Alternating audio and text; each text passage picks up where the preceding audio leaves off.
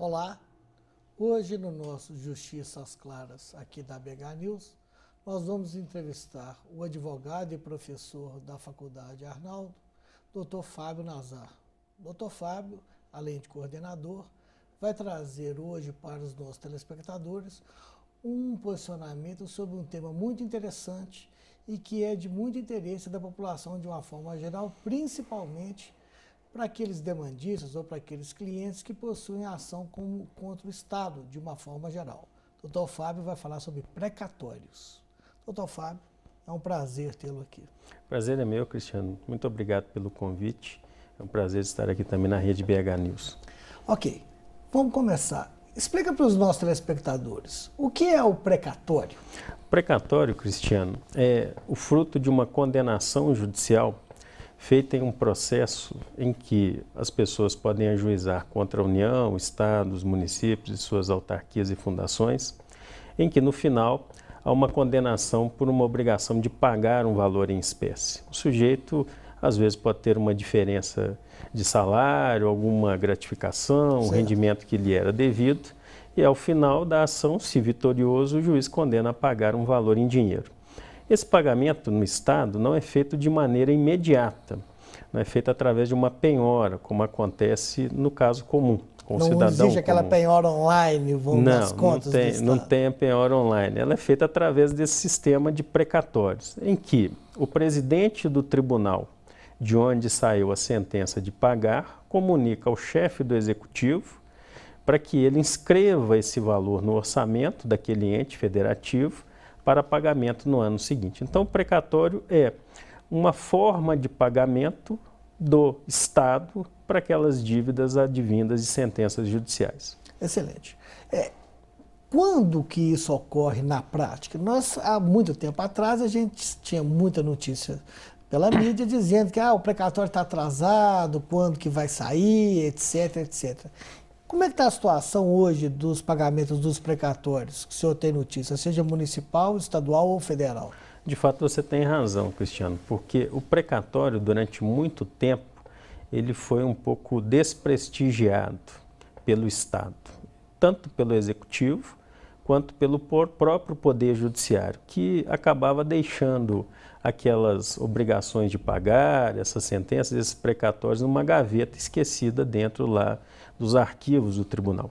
No limbo, né? Exatamente. Ou seja, acabava que o sujeito ganhava, mas não recebia, por uma série de fatores.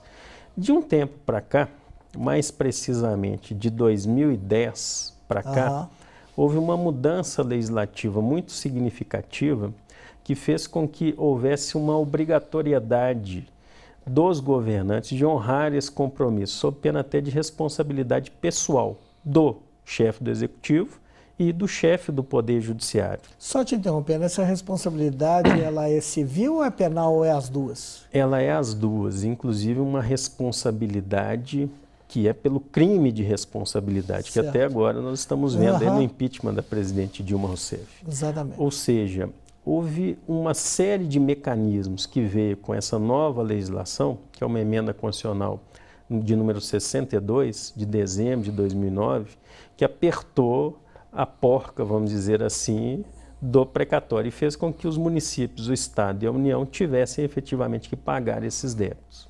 A dívida é muito grande?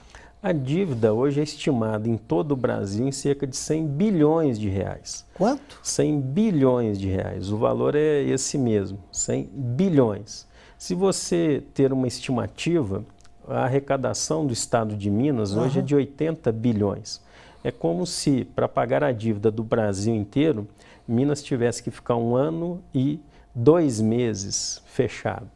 É muito dinheiro. É muito dinheiro. E aí, voltando àquela pergunta inicial, como é que está essa regularidade no pagamento hoje, que o senhor tem notícia? Bem, hoje os pagamentos estão pelo menos andando. A União, ela sempre manteve em dia os seus pagamentos. Agora, com a crise financeira, houve um certo atraso nesse pagamento, mas ela ainda está em dia, ela vem pagando regularmente. Ou seja, no período anual. Exatamente, porque o precatório funciona da seguinte maneira: eu inscrevo esse precatório até o dia 1º de julho de um determinado ano e no ano seguinte, até o dia 31 de dezembro, o ente federado tem obrigatoriamente que pagar, ou pelo menos teria em tese que pagar. Certo. Quanto ao Estado, o Estado de Minas está em dívida com seus credores, sendo que o primeiro credor da fila é de 2004. O que hoje em dia não é algo assim tão assustador, porque há uma série de mecanismos que fazem com que eu possa pagar credores até de 2016, dependendo do sistema que ele entre. Só te interrompendo, explica isso melhor. O que é um credor de 2004 para o pessoal que está nos assistindo entender? O credor de 2004 é aquele credor que teve o seu precatório inscrito no ano de 2004, ou seja, é como se esse precatório tivesse ter sido pago até 31 de dezembro de 2004. Mas ele, na verdade, ainda não recebeu, Entendi. em razão desse descaso anterior. E nesse mecanismo de pagamento, esse atraso tem sido, como se diz assim, compensado? A fila está andando? O sistema de pagamento hoje ele tem evoluído e você tem basicamente duas formas de receber o seu precatório. A primeira forma é receber dentro da ordem cronológica de pagamento, certo, que é respeitar essa fila, né? O número 1, o número 2. Sim. E o segundo sistema é através do que se chama de acordo direto. O que seria esse acordo direto? Você se habilita em um processo aberto pelos tribunais, Tribunal de Justiça, Tribunal do Trabalho, seja ele qual for, e oferece um deságio para o ente federado, oferece um desconto dentro de certos padrões que são estipulados pelo tribunal e pelo ente federativo. E aí, com esse deságio, você pode ser escolhido numa espécie de licitação para receber na frente. E aí recebe de forma bem mais rápida? Recebe. No acordo direto, você recebe num prazo de 30 dias ou 90 dias após a realização, o término desse acordo. E você tem a chance de, a partir desse deságio que é dado, que pode chegar a até 40%, o Supremo autorizou que o deságio seja de no máximo 40%. Isso é importante falar. O desconto seria até no máximo 40%. Até 40%, é o limite que o Supremo colocou como viável.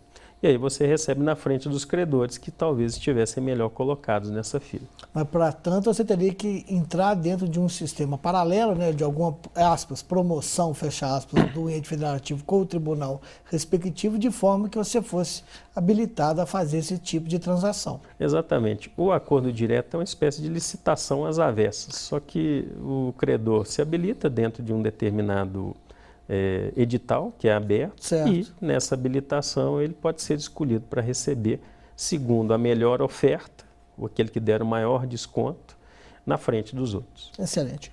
Nós vamos fazer um pequeno intervalo e já voltamos com o nosso Justiça às Claras. É só um minuto.